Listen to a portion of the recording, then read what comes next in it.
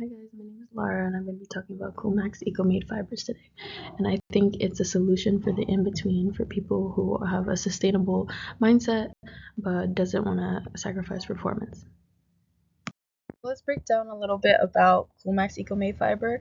It was a collaboration, or based on a collaboration between E2 Corporation and the Lycra Company, and it was discovered back in 2021.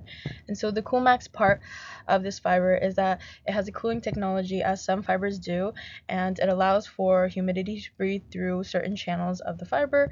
And the difference with CoolMax fiber is that it has more channels for breathability and is more ideal for high performance wear such as sports or heavy labor such as construction work.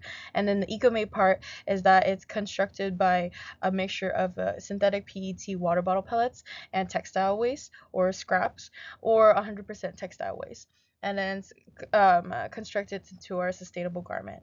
And a little bit breakdown of our process is that Lycra outsources PET bottles that are safe for the public, and then they're broken down into flakes, and then further down to chips. And once they're basically small enough, they are washed through a cleaning process, and then they're turned and melted into fiber. And then once those fiber are spun into fabric, and then you have your sustainable clothes. So that's just a little bit of a breakdown. CoolMax EcoMade fiber is very apparent in the apparel and industrial industry. Here I have some examples of high performance wear that has CoolMax EcoMade fibers, and then I also have some examples that is used for industrial, such as a blanket that's used for camping in tropical areas.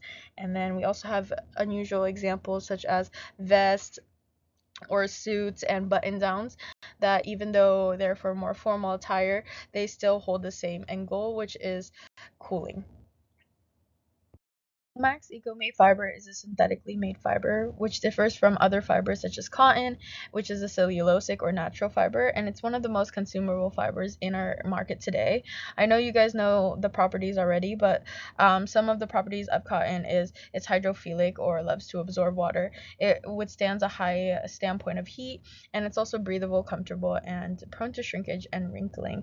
It is a seed fiber, unlike other fibers like wool, which is a protein fiber. And the main concern of cotton is the water consumption that we have.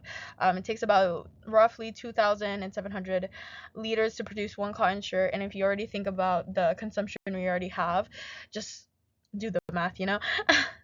With that being said, we always want to innovate a sustainable way to save our planet, but nothing's perfect, right? So there's obviously disadvantages and advantages of both cotton and CoolMax. So I'm just gonna break down a little bit of it. So there's a lot of similarities between the both.